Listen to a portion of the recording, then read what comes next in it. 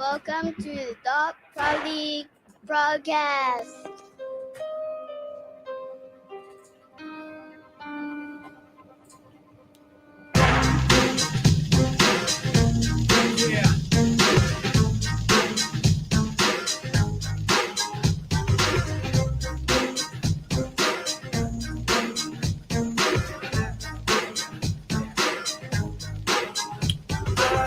And welcome, one and all, back to another edition of the Comedy Podcast. I am your host, DJ Marcus, and you are joining me live in the Comedy Studios, but I'm never alone. I'm with my boy, Joey LaFaro. Joe, say hello to people. So, I'm a little frustrated, everybody. I don't understand why I have all these devices listening to me and spying on me to where, like, I can talk about something and then I see ads for it, right? So why the fuck can't Hulu figure out that I don't speak Spanish?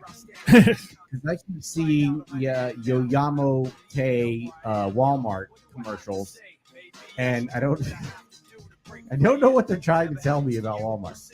I don't either, Joey. Oh, man. But we are joined, Joey, this week by a very funny and very talented comedian of DMV, Mr. Alan Sidley. Welcome to the show. Hey, guys. Good to be here. Thanks for having me. Of course, sir. Of course. We want to have some fun this week, Joey. Couple of technical difficulties. Couple angry faces. A lot of misconception, mistrust around this election Tuesday. Mm-hmm. This will be the 5th Comedy podcast episode. Oh, hell yeah. An election. 1, 2, 3, 4, 5, 5th? That is right, Joey. This is the 5th time we've gone on air on election night. Oh. I think we've done it. We did the midterms this year too. One for the pinky finger. Are you guys going to have the infographics popping up so I know how we're doing? No. Is that's for number 6? Yeah, that's number 6. We're working on the contract with the IT department. We can do a screen share. Okay, can we? I don't know if this is what the other TV stations are showing right now. What NBC thinks is going on. I looked at NBC earlier and I was a little perplexed because they have it right now. They're showing like they're these color coded, which I thought meant that they started counting things. And so if you look at they have it separated by like Senate, governor, and House.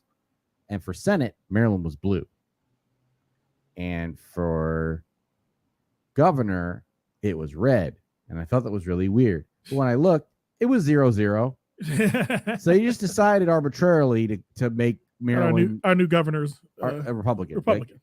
Like, I don't trust what they're doing over there right now. Me either. Feels like a setup.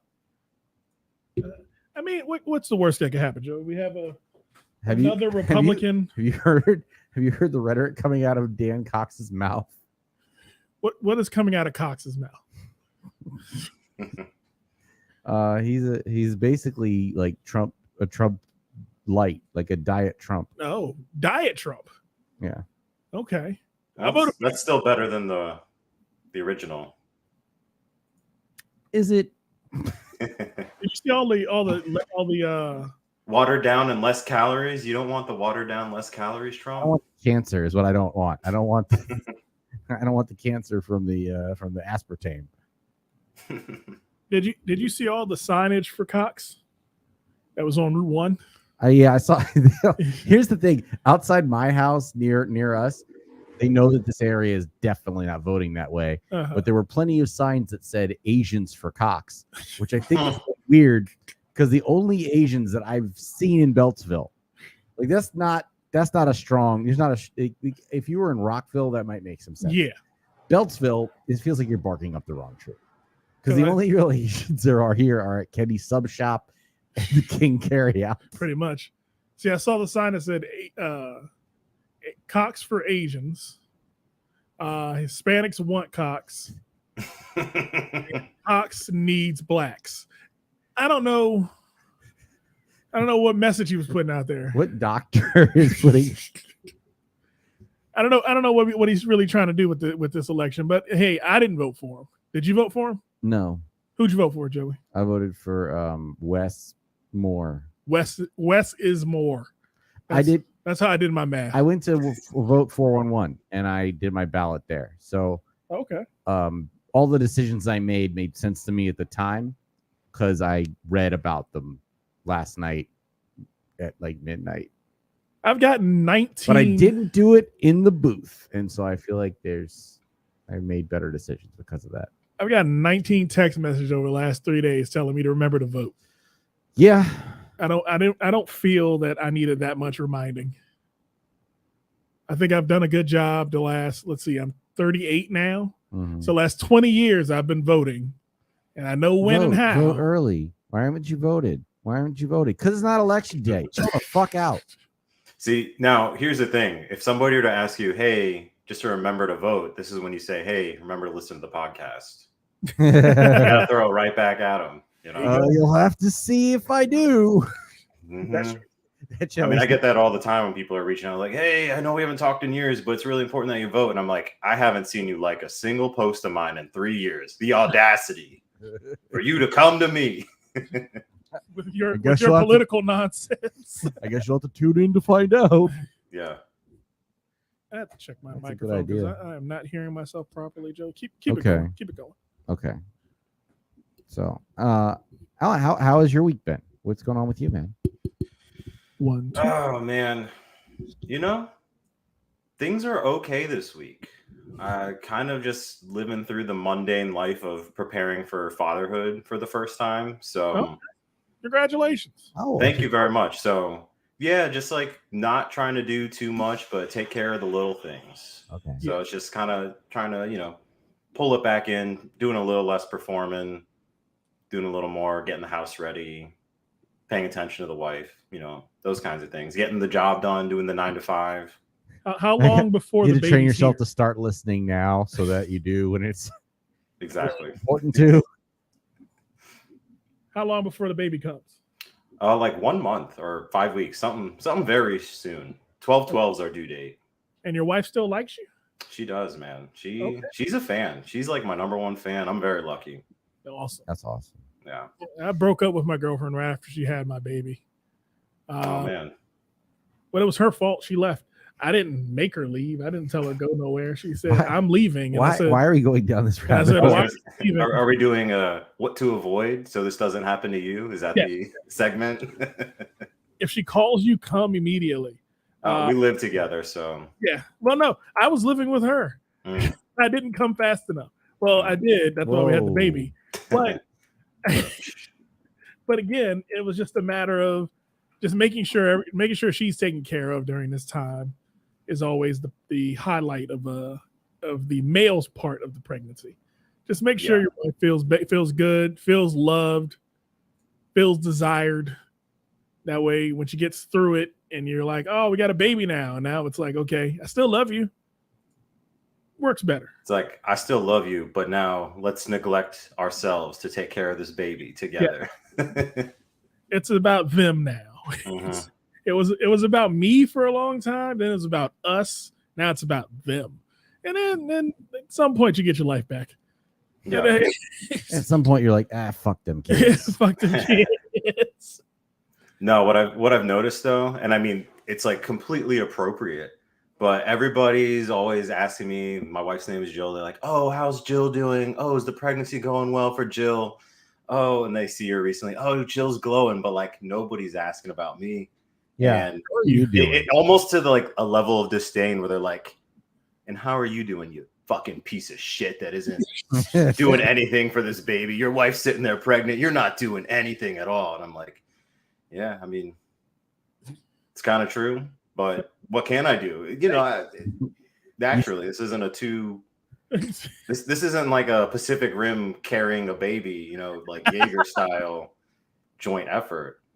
I think you need to go into a 10-minute rant about sympathetic pregnancy whenever that happens. Dude, I was actually pretty big the other day and thought I was having some symptoms. Like I was having really bad heartburn, and I was like, I know this is the sympathetic pregnancy happening right now. I'm getting those pains. It was the pizza. It's pizza. I mean, yeah. I mean, if you're eating pizza and you don't feel like you're giving birth, what are you doing? You're not winning at life because you have bad pizza. Oh man. Yep. So, Joey, it's been a long week, man. It has. It seems like we did a show. We did a whole show. We did a whole show. Yeah, we did comedy shows near me. Yes, we did. Well, I wasn't there. You know who was there? Who was there? Alan was. Alan was there? Alan, tell us about comedy shows near me. How was it? It was fun, man. Great audience, great venue. Feel like everybody did well, had a good time. They came out to have a good time. And that when you're doing comedy, just having a room full of people who are there to have a good time and laugh at stuff is like, that's all you need. And somehow it's not always there. And you're like, why? You know, you get the wrong people, the wrong mindset, whatever. But you guys, you did it right. I was actually bitching to my wife on the way down. I was like, oh, I don't want to do this show. It's an hour away, blah, blah. But then I had a great time. So fuck me, I was wrong. You live an hour away? I'm in Baltimore. So thank you for making the trek. Yes, thank you. Thank you. Yeah. No, of course. I'm just saying, you know, I'm on the way to show. I'm going to complain. Okay. That's fair. Like, I can't understand why they booked me on this dumbass show middle of the week in Silver Spring. And then you get there, you're like, all right, I can understand why they booked me on the show. Yeah. It was a lot of fun. You know, you're right. It's sometimes you expect it to be there, and like one of those elements is there, and sometimes it's not obvious. Because like Friday, I went to Nottingham's, and there was a good amount of people there. I was there on time, and we were ready to start the show, but that audience wasn't ready for a show, except for like one table. Like one table was ready for a show, and they laughed. The rest of them just kind of like stared at me, like looked at you real confused for your whole set. Am I in the right place? Because like the one table made me think I was, but everyone else.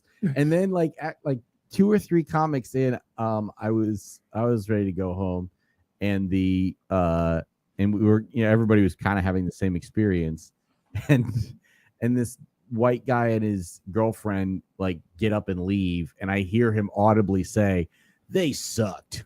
That's how it goes, man.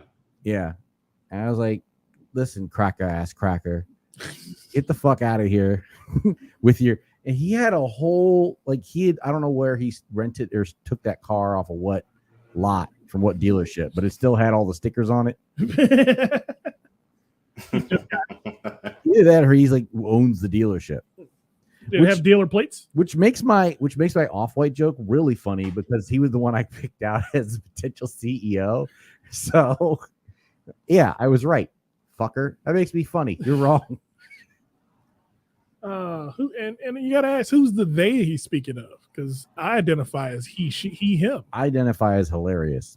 I don't know about that guy. And then I got the chance to go to New Jersey to the Bob Sumner show with Maria Sanchez on Saturday and Chuck Best. That was cool. I didn't know this, but if you try to go to Willingboro, New Jersey, and you click to avoid tolls, you're gonna go through a area that is sketchy as fuck. Oh yeah. There was one like square mile of just like manure dust. Like we drove and like we were like tried to roll out the window in a panic, but it was so thick. Like and I'm like, and there were houses here, and I'm just like, how do people live here? How? They're used to it. Like I already am unsettled by the concept of living in like remote farm towning type situations on the side of like a highway that's not a highway, if you know what I mean. The highway to the street. But yeah. But this one had the added value of like just thick manure air. And I've never wanted someone to smoke a Black and Mild so bad in my life. Like we literally were like begging. I was literally begging. Look, one of you smoke something. Smoke something now. I can't smell this anymore. Yeah, I saw the live when you all went live, and Maria was lighting up, and I was like, oh. That was exactly where we were. And Joey's like, yeah, it smells like shit. Oh, and Chuck's like, yeah, it smells like shit. And then Maria said it's the shittiest place she's ever been. It was awful, but the show was kind of fun. Okay. And it was kind of funny to watch. I haven't like, it's so weird going from like kind of doing the open mic thing, and then you see kind of this kind of other level where you see the touring comic. This kind of like road show thing, and then because this show is used. So I'm not sure if you're familiar with who Bob Sumner is, but he was one of the producers of Def Jam back in the day, and he also produces a producer of Laugh Mob, as in Laugh Mob's laugh tracks. Oh, okay. So he's always looking for like the next something. So this is like a stepping stone show, and it was, so he has all these different people on it, and then we get to the part where it's supposed to be like the main show, and we found out that our team wasn't kind of the main event, so to speak, and that led to a that was taken personally, to the point where not only did Maria like kill the room, like it just like that she did so well, like people thought the show was over, to the point where the guy who was coming up after her looked rattled. Taking this, why you can never have somebody before you do that well. And when you're booking your feature act, you got to be like, this is the ceiling. You got to take that possibility out of the multiverse, like you can't have that happen. The thing, because the way the show was promoted, none of them were really billed as the headliner, but there's an unspoken thing when someone's closing out a show like that. But it was comical, like literally you can see the guy running onto the stage and immediately like yelling his jokes, because like he's hoping he can hit the people who are trying to leave. Like, no, wait, the show's not over. I'm still here. Hey guys, stick around. There's only 6 more comedians left, but just a few more people who are trying to share their hopes and dreams. It was definitely an interesting sight, because it was like the OG player ball. Like there were so many fedoras. Oh yeah, you were in that part of Jersey. Yeah. Okay, now I get it. Yeah. Fedoras and matching shoes. Oh yeah. That was Tony's atmosphere. Oh yeah. That was Mr. Tony's atmosphere. That was Uncle Tony's atmosphere. Uncle Tony. Yeah. Yeah. Uh-huh. So it was a fun weekend. Okay. So she pulled a Monique. Not really. She did better. She did what Monique should have done. Yes. Which is be funny. If you're just just freaking own it. Like just fucking okay. I'm not going last. Okay, take you deal with this. And so just like you can, if you want to close out a show, you can close out a show. If you do that before the person who's going after you is on stage, that's their problem. They decided to wait. So I had never really approached things that way before, but I might now. I kind of like that approach.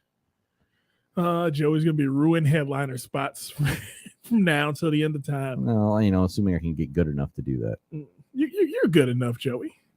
We'll you is smart, you is kind, and you is important. Just remember that, Joey. Whenever you go on stage, okay? Okay. Just remember it came from me, a sassy black man. I don't know if that works very well. That got weird. That got weird? All right, cool. We'll move on then. But you know what we're gonna do, Joe? What's that? We're gonna take a break, man. I like that. And we're gonna sit down and have a conversation with Mr. Ivan Sidley. Is it Sidley or Sadly? Because I keep wanting to say sadly. Sidley. Sadly is if I'm feeling upset. Okay. So Alan Sidley is going to join the Dot Comedy team and just a little Q&A, Joey. Getting to know you, getting to know more about you. Yep. But we'll be back in a minute. More fun and more throws on the Dot Comedy Podcast. Yep.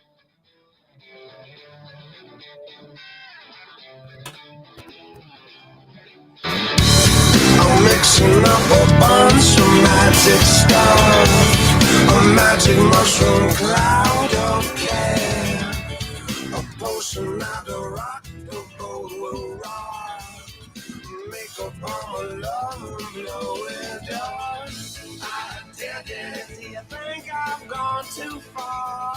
I did it. Guilty as charged. We're back on the Dot Comedy Podcast. This segment of the Dot Comedy Podcast is brought to you by comedy shows near me. That's right, every Thursday at McGinty's Public House in downtown Silver Spring. You can see some of the best comics in the DMV do their damn thing. Joey LaFaro, who's on the show this week? I can't hear you. Can't hear me? Not my headphones. Yeah, you got to turn the music down. I'm trying to yell over the music a little bit. I don't even know if it's that. I think your head microphone would be bad. I don't know what you're doing. 1, 2, 3. he is. There I am. There I am. Okay, let's try it again. This segment of Dot Comedy Podcast is brought to you by comedy shows near me. That's right, comedy shows near me. Every Thursday night at McGinty's Public House in downtown Silver Spring, you can see some of the best comics in the DMV do their damn thing. Joey, who's on the show this week? We have a phenomenal lineup this week at comedy shows. I could tell you about it. But it'd be better if you What if I showed show you? them. There you go. We have it's going to be hosted by none other than Mikhail Exum. He's back.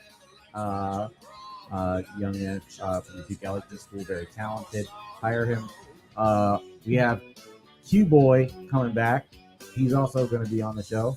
And then we have the final piece of the of She More Funny finally landing here for one of our shows, and that'll be Woo Woo is going to be joining us, and he'll be featuring for returning headliner, the very triumphant King Tink. King Tink's back in the building. Yes, he is. Oh man, it's gonna be a good episode, good week, Joey. This is going to be a really fun show. Thanks, But you know funny, what? man. We Thanks, got a funny. couple really strong guest spots too. Yeah. Hey, you pulling that up too? I want to check. I want to give them their due. We have Matt Pennington and Finessica, Finessica. who I believe is coming down from Philadelphia. Okay, Finessica from Philadelphia. Yep. All right. Sounds like a fun week, Joey. And we're back on the Dot Comedy Podcast. Speaking of comedy shows near me, Joey, we have a star from last week's comedy shows near me show right here on the Dot Comedy Podcast. Alan Sidley, welcome to the Dot Comedy Podcast, sir. Hey, thanks for having me. Of course, man. Of course, man. We here at Dot Comedy, we are, let's see, what's the word I'm looking for, Joey? Hmm? We are philanthropists of the DC comedy scene. Nah, not philanthropists because we don't pay nobody. We are scouts of the DC. No, because we don't book nobody. We are fans. Platform givers is what you are. There we go. Platform givers. I like it, Alan. You were doing way better than Joey LaFaro this week on the Dot Comedy Podcast. Oh, He is just I'm not coming for your spot, Joey. Oh no! What will I do? I'll just start another thing. He'll do something else on Tuesday. Oh man, but Alan, welcome to the show, sir. So let's kick it off. Just basic. Tell us a little bit about yourself. Whew. Yeah, man. Just been doing the comedy thing for what feels like too long at this point, but I still love it. I kind of fall into the category of like a jaded vet, but I still really love writing jokes and telling them to people. I grew up in the Northern Virginia area, went to school, Virginia Tech, kind of came back to the area, lived in DC for a little bit, back to Virginia suburbs, and now I've settled into Baltimore. So I've just kind of been doing the Baltimore thing for the past couple years. Okay. Enjoying it here. It's kind of that slow-paced city. I think people are a lot friendlier than where I was living in DC, and just He's a pretty aggressive area. Baltimore can be too, depending upon the part of it you're in. I mean, I'm in the friendly areas, I'm in the places where people are trying to be seen and have a good time, and staying away from the rough spots for the most part. I'm also like a large dude, so I think as long as I don't do like really, it kind of annoys me. Has anyone ever been like go home like telling you to be safe on the way home? You're like, I know how to act, all the time. Yeah, I tell them that every night. Unless I've been drinking, but I was walking home, so there was no room for error there. But yeah, just been. I mean, I think you knew this, Joey. I was doing some similar stuff where I was running comedy shows kind of full time for a few years, and then the pandemic hit, and then I kind of went to the looking for regular 9-to-5 work, and that's kind of where I'm at now, is just doing the regular job during the day and doing comedy stuff and creative things when I can, collaborating, doing stuff like this. So I'm always happy anytime I can, talk comedy with some other comedians and just, talk about stuff. There you go. Okay, that's awesome. Sounds like a plan, man. I have heard you do comedy before. I think you've done. Have I been to one? I've heard his name. You know that he started in our room, right? He did. I did, yeah. Right when this was still on the wall. Oh, when that was up. Yeah. Union Jacks. Oh wow. Union Jacks. Okay, so we saved it, Alan. It's still here. It's still here. Yes. After the building was condemned, you went in there and ripped it off the wall. Actually, we had to set that thing up every goddamn show. Yes. Joey created a large array of loops and string and pulleys to build a set. It was like I was trying to invent flight every week. Like I was trying to stretch the fabric over the wing of the Kite brother or the Wright brothers airplane. Oh wow. Oh man. So Alan, what made you get into the comedy game? Honestly, I've been using, comedy as a coping mechanism for as long as I can remember, and always have made other people laugh. I know it's cliche, but friends and family members are always like, "Oh, you should do comedy," blah blah blah. And it was something I always wanted to do, but it wasn't until I think I got a big boy job after college, and like a year or two went by, and I was like, I just need to do something. So I actually started off by just taking some improv classes and having fun with that. And I remember that graduation show. I just had a blast, and I like that moment of kind of connecting with the audience while on stage, just doing some goofy stuff. I was like, I think I can do this, and just kind of kept doing it, despite myself. I mean, it's a hard grind. Joey LaFaro's been grinding for what, 2 decades now, Joey? Oh, geez. What? You've been doing comedy for about 2 decades now, right? You're adding years to that I don't want to have added. First of all, if I was at this level and I'd been doing it for 20 years, kill me. You keep taking breaks though. You took that's not doing it for 20 years then. Yeah, it is. It's not, because the non-active years don't count. There are multiple ways to count. So it's like, how long have you been kind of in the comedy scene? I get your point with saying the bigger number, but how long have you been doing comedy? It's got to be, you got to mention the breaks. You got to mention taking time off. Yeah. And it's even someone like I've been doing it I've been doing it 7 years. No. And that was way off. And there's and even that, there's a big chunk of time off in the middle. So there's like when you get back into it, there's a year of kind of starting over that happens, especially if you're just like doing, if you're not leveraging anything you did before. Yeah, very true. So it's not the same as someone who's been doing it continuously for 7 years. Okay, either. I get it. But it's also, there are still some advantages that you keep from the previous experience. Anyway, it's a mix. Okay. All right. So, Alan, what do you see yourself doing with this comedy thing? Man, I would love to write for TV, to be honest, for any of the shows that I think are funny. I really like adult animation stuff, so I think I could see myself writing for like a Bob's Burgers, South Park kind of thing. Okay. And I also love Larry David, so writing for Curb or some other weird stuff like that. I think that doing something like that would be ultimately what I want to do, but in keeping with the stand-up comedy, all I want out of this, man, and it's like it feels lofty, but it's not that lofty. It's just like I want to headline a comedy club somewhere one time a month. Just have a weekend, go someplace, visit some people I know, and just have a good time, perform comedy for people who like comedy, as we were talking earlier. I mean, that's all. It feels so attainable, but it's still just like a little out of reach for my arms at this level. Well, you know how you can do that? How is that? You can push and push and push, and then set your own show up where you produce a show.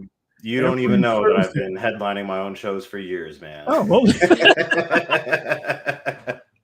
Hey, that's the way to do it. We attempted to make that for Joey LaFaro, but he's been pushing back vehemently against that plan. No, man, fuck it. If you give opportunities to other comedians the way that you do, and you have something you think you can give to an audience and your friends and family who want to see you, you put that shit on, man. There you go. Like, no one wants to see me. That's why I'm gonna wait till someone tells me they want to see me. Like, I'm not gonna. But I mean, that's fair too. Like, yeah. Hey, Joey. Yeah, Joey, look at me. Look at me. Look at me. I see you, and I want to see you more. I am decapitated. That's basically where I was going with that.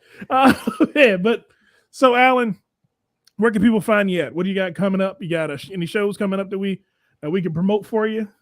Yeah, I mean, so I'm not even like going to be that physically present for these shows, but Joey's did it. We've got some funny folks on it every Friday night at the Moxie in DC. It's just like a free show in the lobby of a hotel. It's like pretty hip and kind of weird. There it is. Mm-hmm. But yeah, I mean, I've got a few things always. Looking at it like God. What do you say? Is that your picture looking at the show like God? It's like God if God was like the guy on the Pringles can. Oh man. Okay. So you got the comedy at the Moxie, and that's every Friday? It's every Friday. I mean, we're shutting down early December, and then probably starting up in like February or something like that. But yeah, I mean, I'm on all the social medias. I got the websites. I got my book. I mean, you got a book? I am very findable. You have a book? Hold on. Yeah. So this was my pandemic project, and we can talk about it a little bit. I wrote this. Ooh, trying to get it into frame. Okay, I'm trying to play this game. Oh, there we go. Oh, there we go. I wrote this bad boy. Mm-hmm. Okay. So basically, yeah, there's the link. This is the backside. This is the link. It's not pretty, but it'll get you there. That's awesome, man. Yeah, so this was basically, it was something I always wanted to do, man, because with some of my jokes, they can be consumed in written, readable form, and I wasn't really enjoying performing during the pandemic, and I was like, I didn't enjoy the Zoom shows at all. Even if I did well, I was like, this sucks. And yeah, I just like really wanted to, I don't know, to see what could happen. It was kind of like a what if situation. And it just took a lot of time of me like organizing and revising and writing. But it's essentially, I mean, like it's not small. It's like 100. Yeah, that's a lot. Do you feel like the process for writing them in a book form was different than writing them for stage? In a sense, I mean, because I had to look at it and be like, will somebody reading this get it or enjoy it? And just kind of making it good, right? Because like stage, you're thinking about your entire set list, what that night is. Is it your 5-minute, your 10-minute? Oh, maybe you're doing 45 minutes or whatever. Whereas this, kind of breaking it up more so into chapters and themes and just trying to keep it going on like a entire trajectory. I mean, at the end of the day, it's all jokes, but I did try to like weave it in a way to really keep readers wanting to read, keep them interested. That's awesome. Yeah, that's the best way to do it, man. That can read a couple of the jokes. With so many comedians worried about their jokes getting stolen, this is cracking the code because now you literally have a copywritten thing. Oh yeah, I mean that was You said you wanted to read some of it? I can read some of these jokes to you if you guys would like. Okay. Awesome. So let me see. And just to give a background, I wanted to give, people all of me. So on the back of it, it says like, I'm provocative, edgy, corny, genius, and stupid, which I feel like encapsulates who I am as a comedian. This is, I don't see, and the thing is, some of these jokes work on stage and I don't do them anymore, but it's hard to perform stand-up with chapped lips. Last night I bombed. Good one. Yeah. Here's a more racy one. Casey Anthony's favorite holiday is Smother's Day. Okay. I'm just gonna do the back cover jokes. I do my mom's and girlfriend's laundry together to keep them on the same cycle.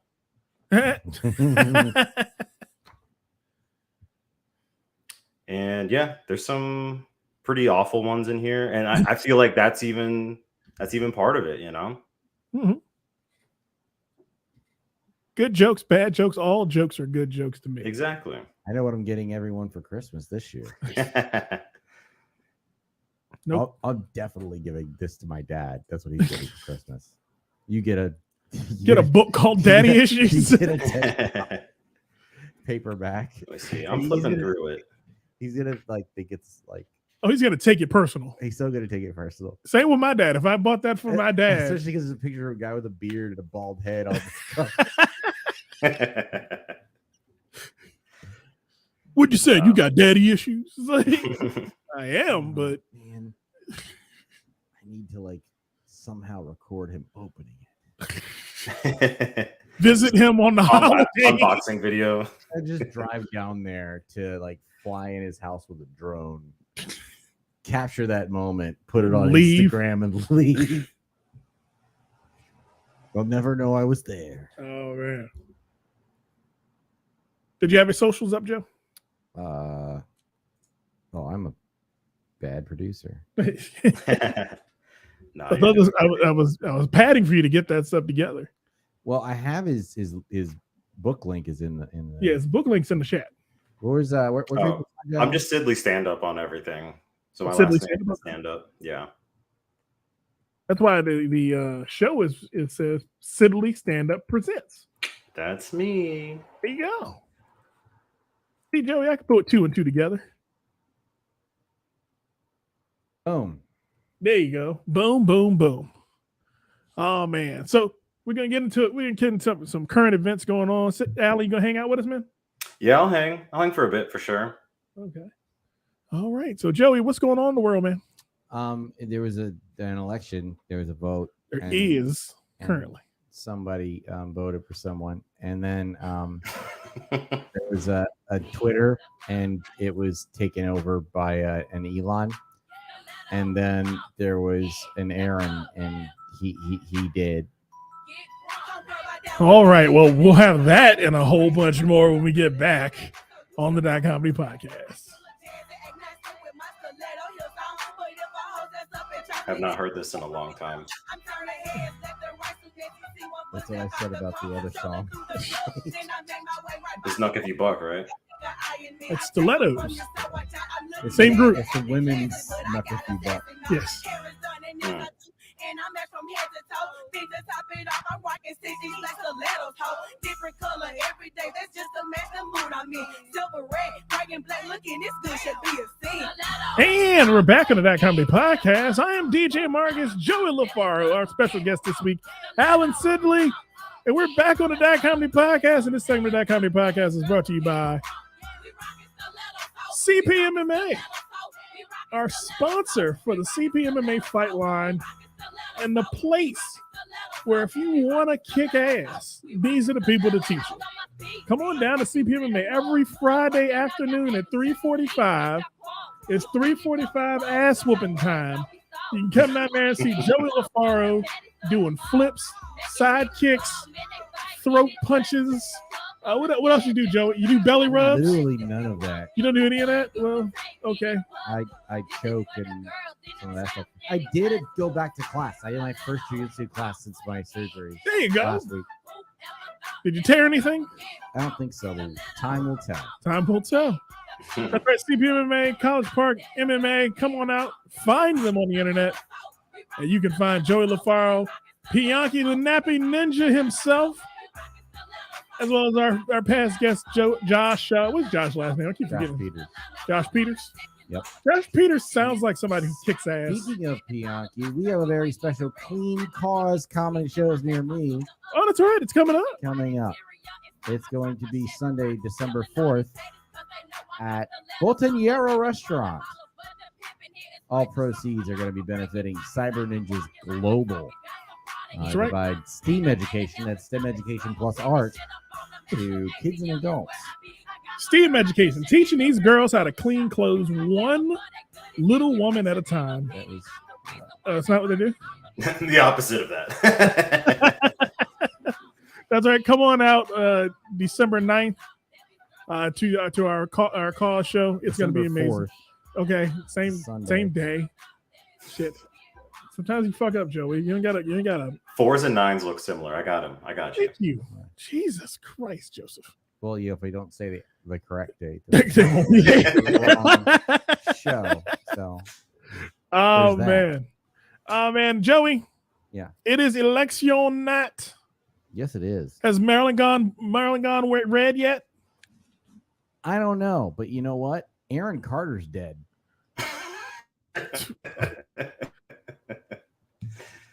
True. Yes. His friend is speaking out in the wake of his death. ET's Kevin Frazier spoke with Gary Matatian. Carter's friend of more than a decade, and he opened up about what he saw when he arrived at the lead singer's home on Saturday following Carter's death. He said, when I got there, the house was completely closed. We couldn't get into the house. The police were doing the investigation, and the body was still in the house. Mm. He said after they removed the body from the house, they allowed just a few people to get into the house. We just wanted to go in there and see if any blood or any alcohol or anything was in the house. I went to his bedroom. The bedroom was normal. He continued. I went to the bathroom where the bathtub was full of water. Full of water, you say, in a bathtub. Yeah. So they think it was a personal thing? Well, Or do you think he accidentally? hasn't he not been well? He hasn't been well for years. Yeah. And He went was live. I Want Candy, right? That was his hit. I believe so. Let me double check. I actually don't know any of his songs. He didn't have that many. Yeah. I think it was I Want Candy.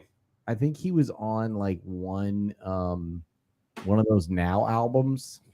And I remember skipping his song a lot because it was annoying.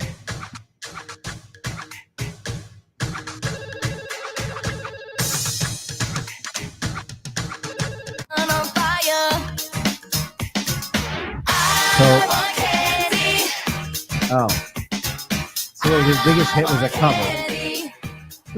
Apparently, he was really struggling with his sister Leslie Carter's death in 2012, and was estranged from much of his family.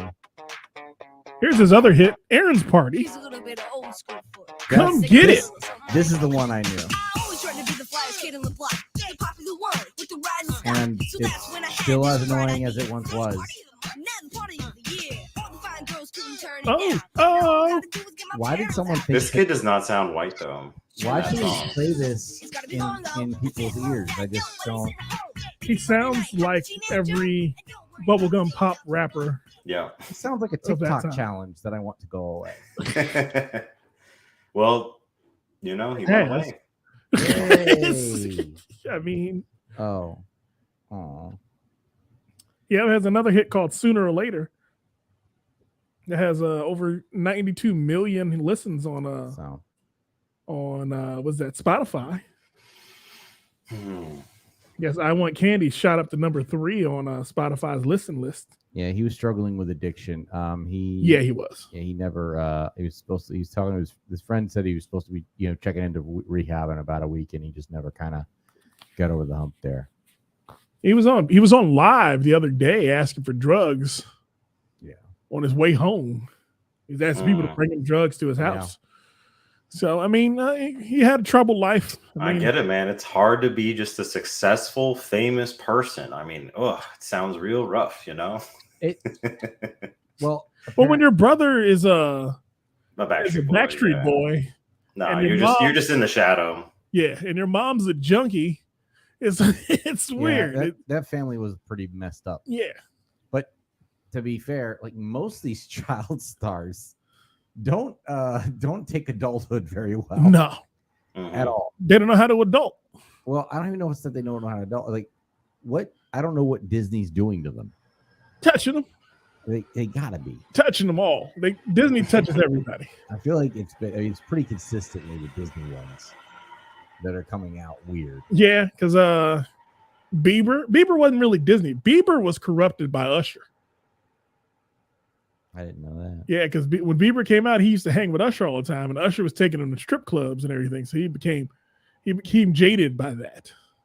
You got Britney Spears, who looks like a crackhead. Now JT did well though. Do you think that Aaron Carter looked at Justin Bieber and was like, "We don't need two of these"? So I'm gone. We don't need another one. I'm out of here. Sorry, that was really fucked up.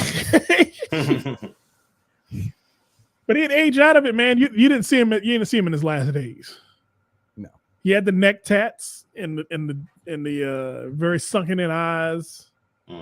Doesn't Bieber have all that too? No, Bieber's gotten his life together. He's got youth on his side as well. Yeah, Bieber's still very young.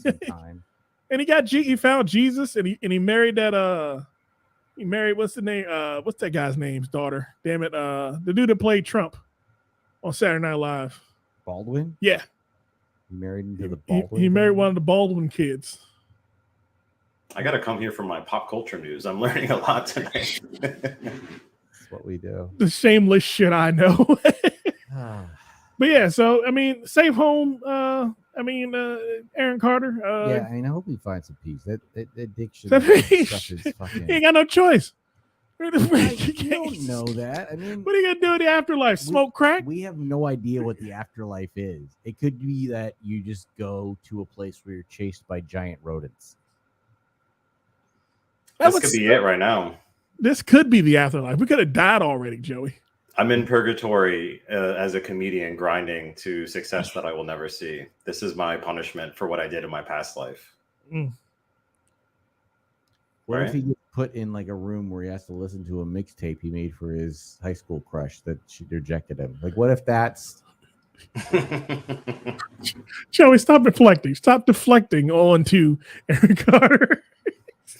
That's your hell. That's not everybody's hell. I'm just Joey. saying. I'm praying for him to find peace. I don't want that for him. I made those mixtapes. You don't know, and I made them off songs I love. So any rejection was fine by me. Don't know what he's encountering on the other side yet. All right, what else is going on? We can ask Adele. Maybe she knows. Is Adele singing to him? Hello. On the other side.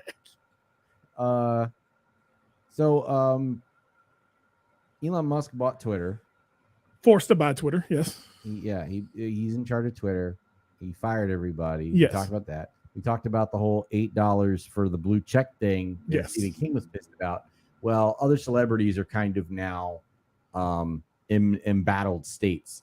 Whoopi Goldberg has announced that she is making her Twitter exit. Okay. And now Mark Cuban and Jack Dorsey are offering Elon Musk advice now that he's 2 weeks in. He is planning to move forward with his $8 per month Twitter Blue program, which includes blue check mark for users who subscribe. Mark Cuban and Twitter co-founder Jack Dorsey are giving the app's new owner some advice on how to run the platform.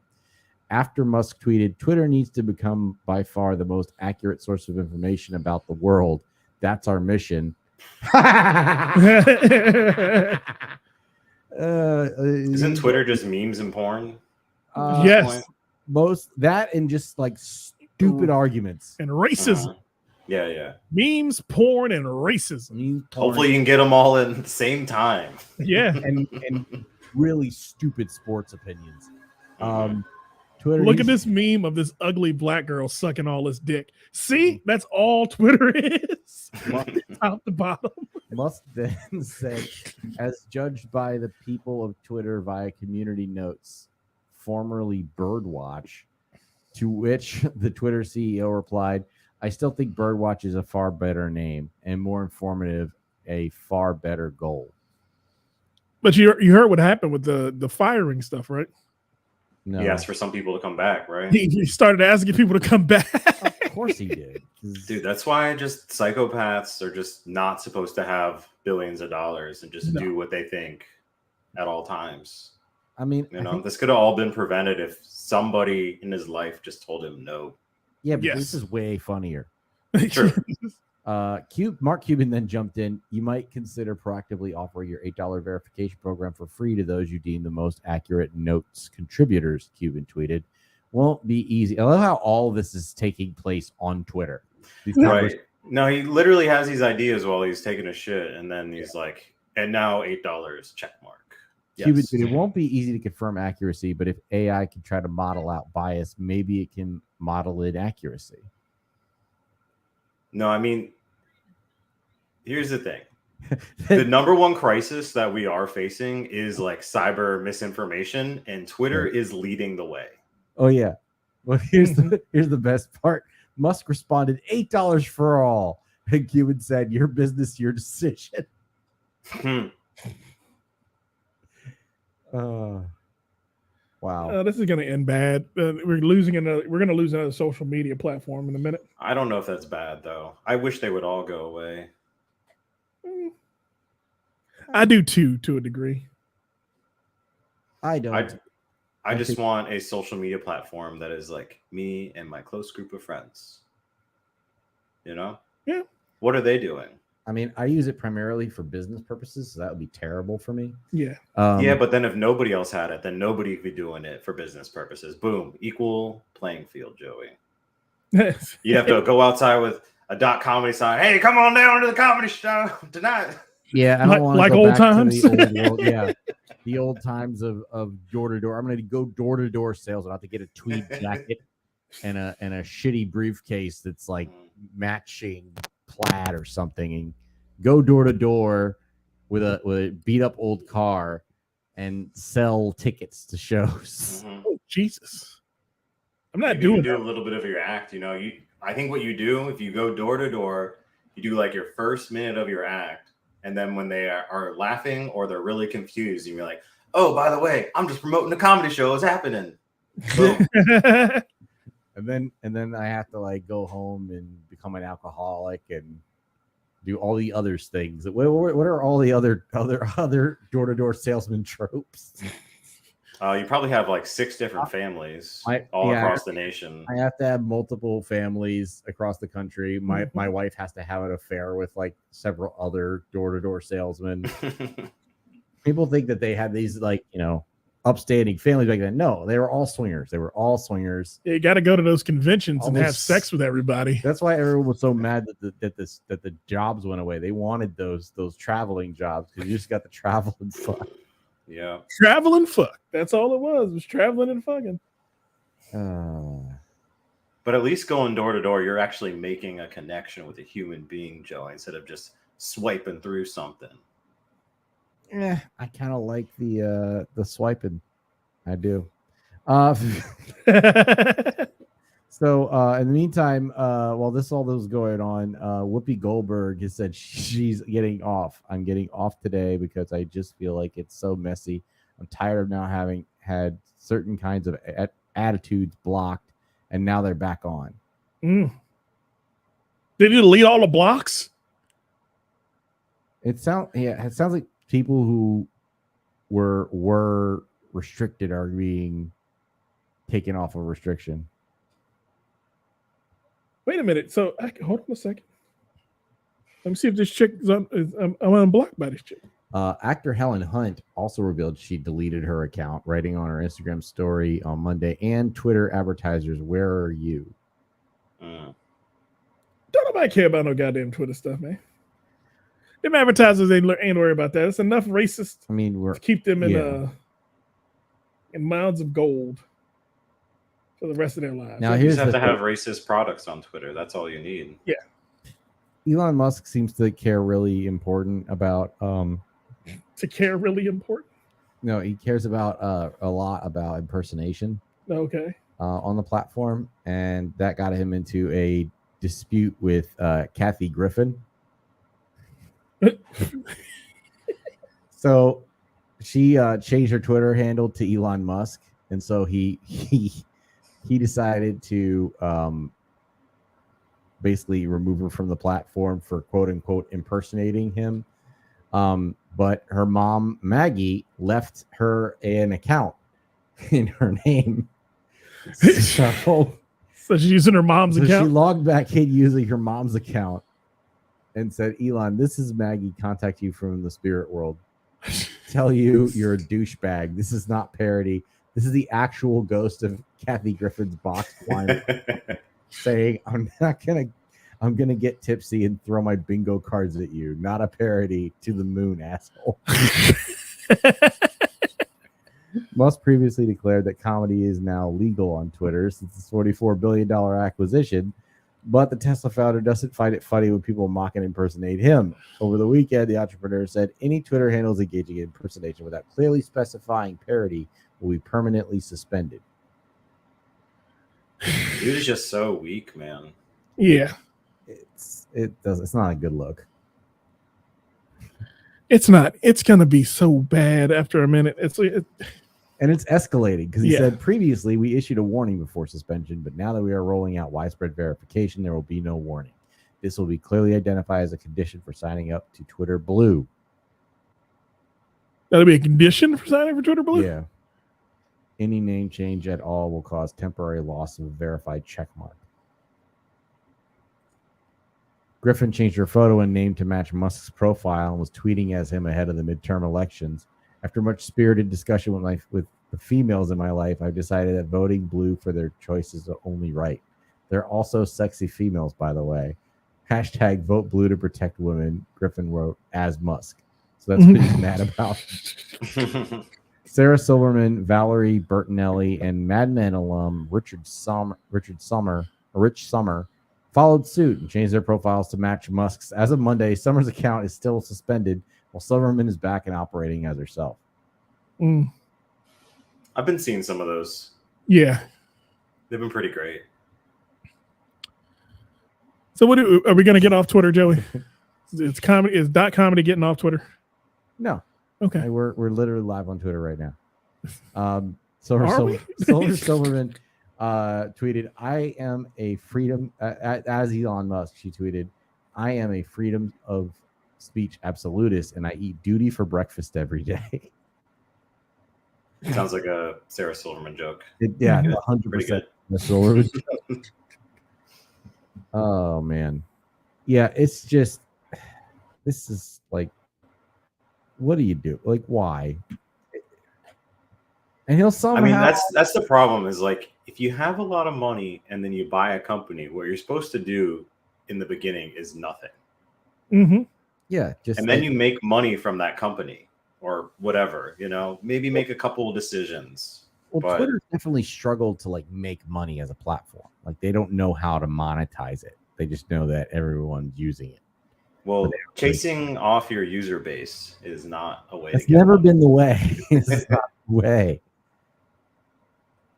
I mean, I don't know. Pissing off your Twitter influencers, also not the way.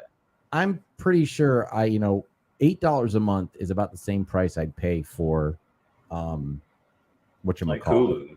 Yeah, but Hulu I actually watch it. Like fucking like fuck Peacock. Like I don't need Peacock. I watched the last Psych movie. I'm done with it now. I don't need it anymore. Yeah, you do. I could trade Peacock for Peacock's free for a Twitter blue check so I can get some more. Isn't Peacock free? No.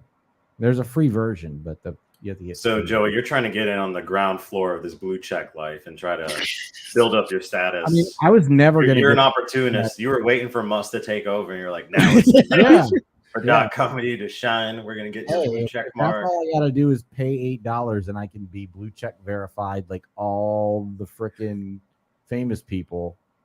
Then, yeah. But does it mean anything when you're blue check certified? Who cares? Okay. You just want the status symbol. I just want the status symbol. I want to be blue check verified somewhere, damn it. I don't know how to do it on Instagram because, Zuckerberg's got his face in a VR headset somewhere. I mean, you got to have at least 150,000 followers. I mean, I still think Twitter's a better platform than Facebook. Like Meta's Well, trash. every time they do something to Facebook, they make it worse. Well, the problem is they're not fixing anything because they're working on metaverse bullshit. But like, I don't know what happened. Now the Meta Business Suite won't post to Instagram, which is like, but you won't let anyone use any other third-party software. Yeah. With your I know all of this all too well, Joey. It's like, oh, Eventbrite used to go seamlessly to this, but now it's like, oh yeah, okay. That's broken. That's broken too. Oh yeah, and you reach out to people and they're like, oh, it's Facebook's problem. Go talk to Facebook. And you're like, nobody will ever get back to me about a Facebook problem. They don't exist. And there's so many like different like secret doors in the Facebook like support stream. You have to like go to like the business counter, and then you have to shake the advertising troll, and then he gives you a token to take to the review board. That's a lot. It's already a lot. That's only as far as I got. Like it's like the fucking Lord of the Rings quest. Like there's a fucking, it's like Dante's Inferno trying to find support for any metaverse product. Speaking of products, do you ever watch Fixer Upper? I haven't. I've seen shows similar to it. Okay, so you ever been to Target? Yes. You know, I have that Magnolia home thing. Yeah, that's slave stuff. Yeah, so the people who've commissioned that slave stuff, they had a TV show. They became famous off a TV show called Fixer Upper. Okay. And then their show got too big for whatever HGTV, and now they're doing, I think it's on Discovery now or something. Discovery? Yeah. With Shark Week? Something like that. They big as Shark Week? They have like a whole Magnolia. So all their stuff's branded Magnolia, right? And they have shit in all the Targets. And they also have like, because they keep doing these they've been systematically renovating Waco, Texas. Okay. As part of their TV show. And like it's getting to the point where like they own like 90% of the town.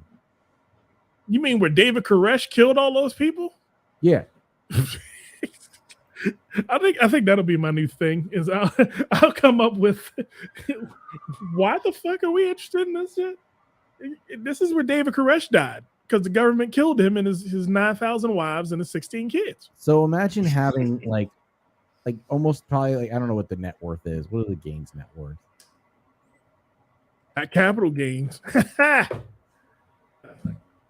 got to work on that one. I got to workshop that one with Alan Tidley. No, that was it's got some legs. Yeah, legs. Yeah. You're in the ballpark.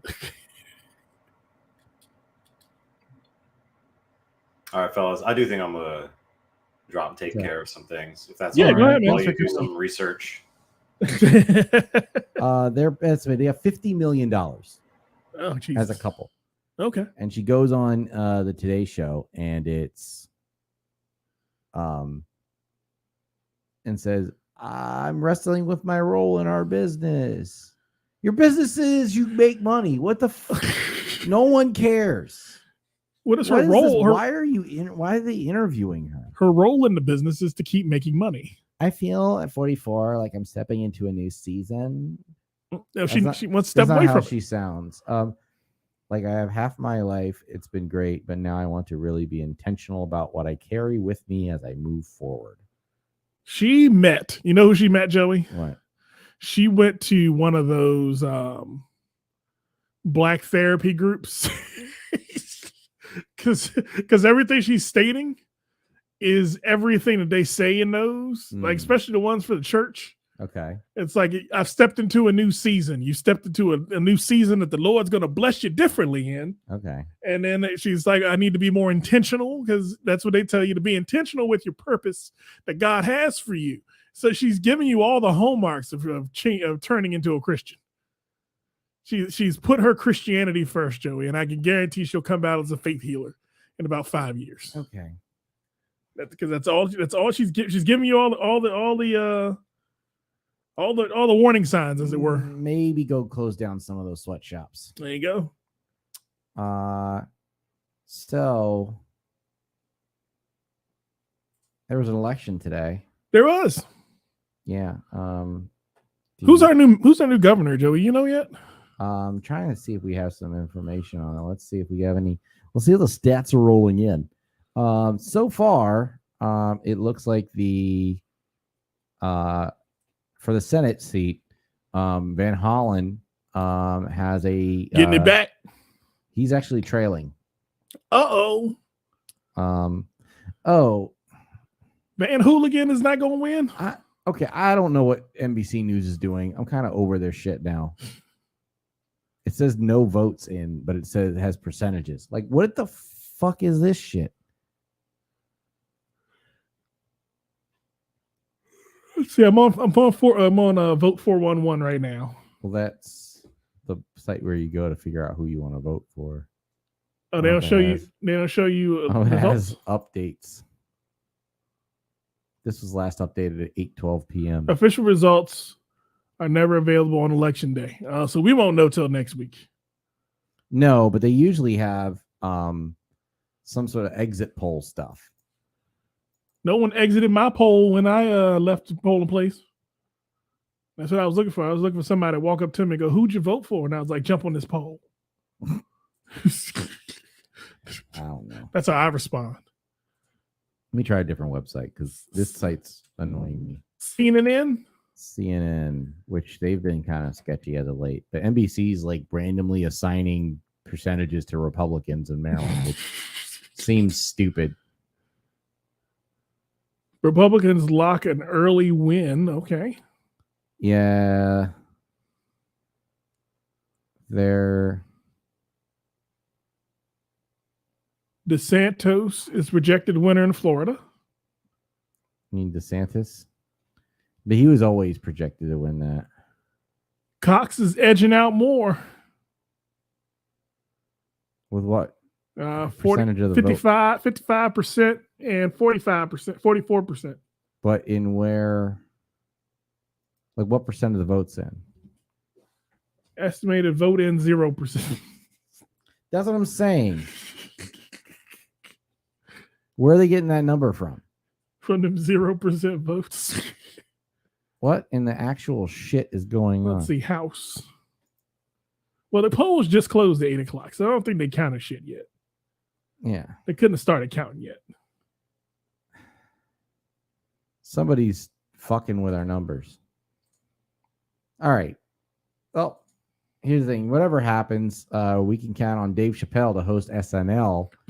Much like after every... For its first show after the midterm election. So we do a show and he does a show right after every election. Yeah. There you go. He should just be on our show. Thank you. I've called him a couple times. Do it. But people are big mad this time because they're like, oh no, he's canceled. Don't do it. He's not canceled though. Well, tell them that because they you can't cancel the goat. Tell them that. Oh, them. David Waite. Yeah, the them behind the rows. All right. I don't think we're gonna get any results. No, it doesn't look like any results are in yet. No results are in Maryland yet. So we'll keep an eye on it. We'll have a full report next week. Probably not, but we're gonna pretend to. Sarah Huckabee Sanders is gonna win the Arkansas. How does Arkansas have a winner for their governor race already? Because there ain't that many people there. Ain't enough people to matter. Okay. You know what I was gonna do, Joey? What? So also Brooks was running unopposed, right? Yeah. I was gonna write in vote for me. I was so tempted to do that. I was gonna see. I feel like I had thought about it sooner. Mm-hmm. I just said, hey, anybody who's voting in PG County, vote for me to challenge also Brooks. Just to see my name on TV as the write-in candidate. Yeah. Because then if I get like 15, if I get like 2%, I can fully run next time. Oh. And then I'll be county executive. You know what that means, Joey? It means Comedy Shows Near Me has a permanent home anywhere we want in PG County. I don't think that's how that works. Oh, payola, Joey. Payola. It's called being on the payroll of whoever wants me to be on their payroll, as long as it's quid pro quo. I've learned about that in sexual harassment class. I will be the quiddiest, pro quoiest man in the state of Maryland. Okay, so that's so weird. What? So if you go just Google Maryland governor race, Wes Moore is leading 54% to 43% with vote count 95,000 to 76,000 for Cox. Really? Yeah. But all these other news sites are cheats and liars. Here's the thing: if you Bing search it, which I know most people don't Bing search too much anything, in Maryland, Moore elected as state's first black governor. Yeah, it says the Associated Press already called the race for him. It came down pretty quick. Oh, now he has 141,000, like in the last 10 seconds. Who is Dawn Moore? She's kind of cute. Let's see if I can. Let's use Google. I think Google's probably a little bit. So why is CNN and NBC trying to tell us with no percent that there was a threat? I was like, get out of here. He's our first black governor. That really is the first time. Shit, yeah, Joe. You know how racist this state is. I forgot. Oh, we don't count Glendenning. Wait, Glendenning? We had a lot of Democratic governors. I thought that it would have happened sooner. No. Dawn Moore. Well, all the more reason. Glad we finally corrected that error. Damn, she's sexy as shit, Joe. Oh. The first lady of Maryland could get it. I'm just saying. Why? Just saying out loud, shit. I'm just saying out loud what everybody else wants to say. Look at her. I can't see over there from here. She couldn't get it? I can't really see from there. Okay, yeah. She looks like so it's good. All right. Look at that. Look right there. I see that. Look right there. Why are you right there? Right in that area. I mean, that's a weird thing to single out, but okay. I'm a titty man, Joey. I always look for titties. Don't judge me for looking. Literally anything could be under there. That could be tissue paper. You don't know. She got a lot of tissue paper. It looks like Van Hollen. Yep, they said that Van Hollen called the race for Senate, so we're good there. The House. It looks like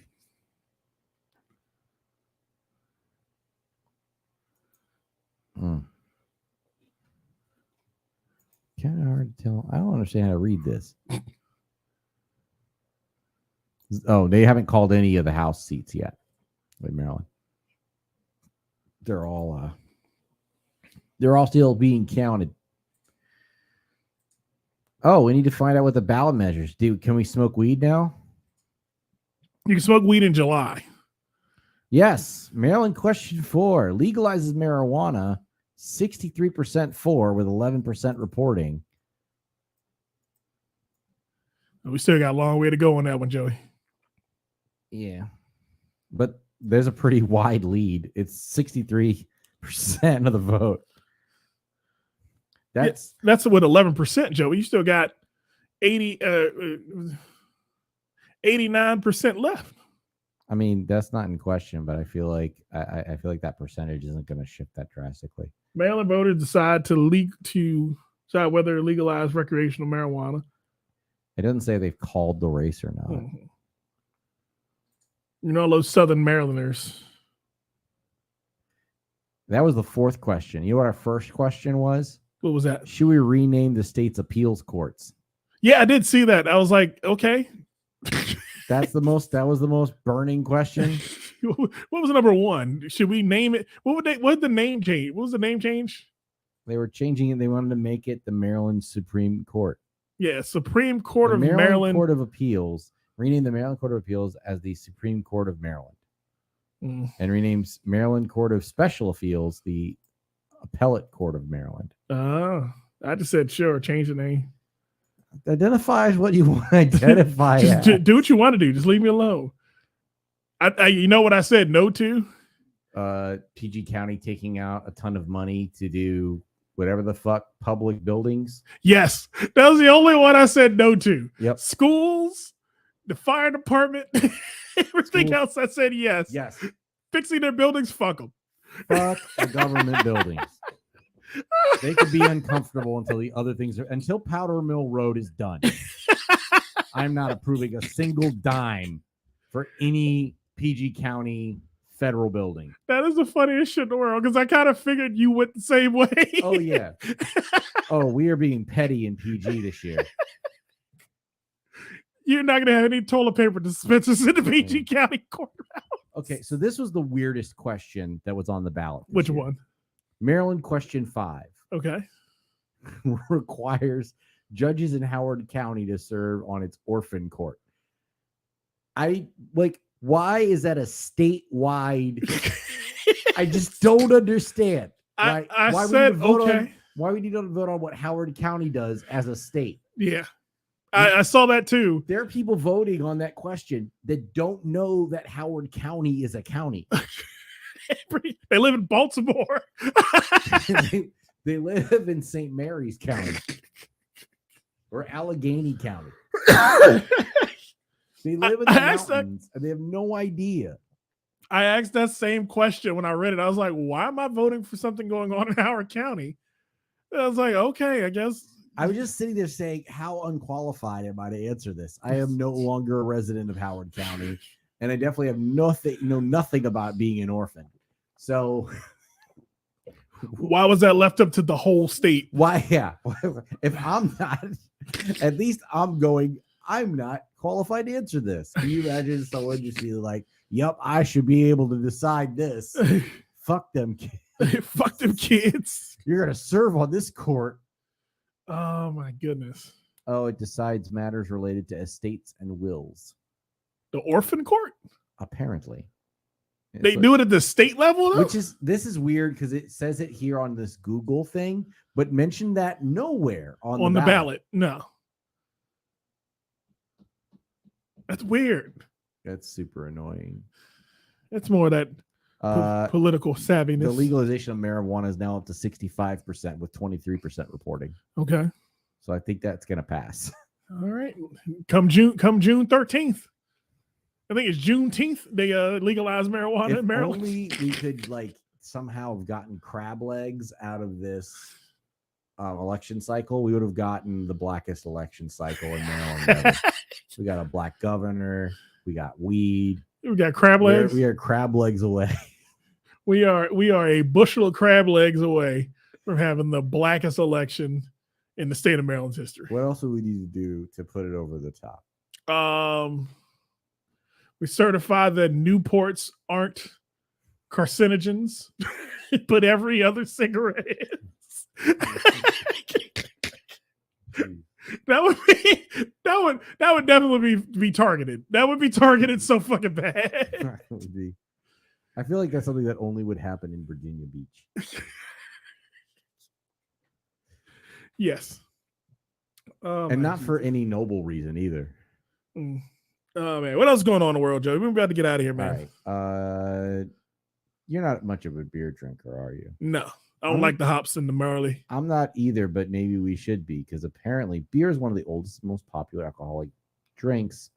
But while some people believe and other hate distinct bitter taste of hops used to flavor beer, new research led by the University of Milano Bicocca, okay, we'll go with that, has been revealed that particularly hoppy brews could have unexpected health benefits. The experts discovered that in laboratory dishes, chemicals extracted from hop flowers can inhibit the clumping of amyloid beta proteins, which are associated with Alzheimer's disease, a debilitating neurodegenerative disease characterized by memory loss and personality changes in older adults. Okay. So if I drink beer, I won't get Alzheimer's. If you drink hoppy beer, you need them IPAs. So if I drink with Dave and Blue. Yeah. If I don't, can I forget about Dave and Blue? Can I forget about both of them? I just want to. I want to forget about the taste of the IPA. So how do I achieve that? Because I don't like. The IPAs are so nasty. Have you had? Yeah. Every time someone says, "Oh, I want to get IPA," I'm like, there aren't any. You're a liar. Like Dave always trying to give them to me when I come over his house. Yeah. Like I don't want that shit. And then he goes to beer gardens with 10,000 beers. It's like 10,000 spoons when all you need is a knife. Mm-hmm. According to the researchers, our results show that hop is a source of bioactive molecules with synergistic and multi-target activity against early events underlying AD development. We can therefore think of its use for the preparation of nutraceuticals useful for the prevention of this pathology. Oh, so they're going to make a pill out of it. Thank God. Oh, cool. Yeah, I don't have to drink that shitty brew. So they're going to make a pill to stop me from getting Alzheimer's. That's it. Aaron's dead. The beer you don't really need in your life, but you do for a little while. There's Dave Chappelle's gonna be hosting SNL whether you like it or not. We got a governor, and and Twitter's a stupid place, continues to be a stupid medium. Sounds like a very full show, Joey. It does sound like a very full show. And Comedy Shows Near Me has some awesome lineups coming up. Definitely. Definitely go to www.comedyshowsnear.me, where you can find our Eventbrite page, which has links to all of our upcoming shows. We got this week a phenomenal lineup at Comedy Shows Near Me on Thursday with Tink and Woo at the comedian, as I mentioned. Next week, we have Paris Sachet coming in. And I'll be opening for, and then we have Headliners Only, which is the greatest lineup to ever be assembled in one show. The Avengers of lineups. It is Avenger to assemble as a lineup. And then December 4th, we're doing Clean Cause Comedy with Cyber Ninjas Global to raise some money to help some kids get some very cool cyber programming classes into their lives. Sounds like a very full month, Joey. And that's not it. We're not done.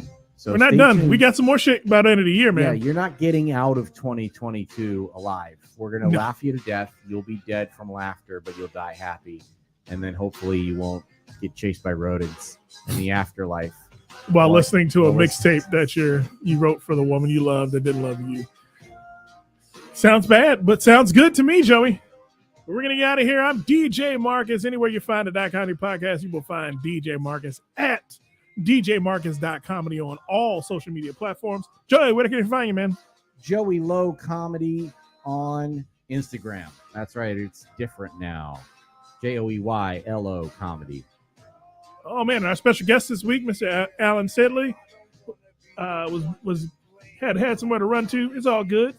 He got feet to rub. He got a baby on the way. Sidley, stand up. Getting ready for fatherhood. That's right. Go visit him. Go get his book, Daddy Issues. It's available on Amazon right now. Mm-hmm. It's free on Kindle Unlimited, and it's only $10 on paperback.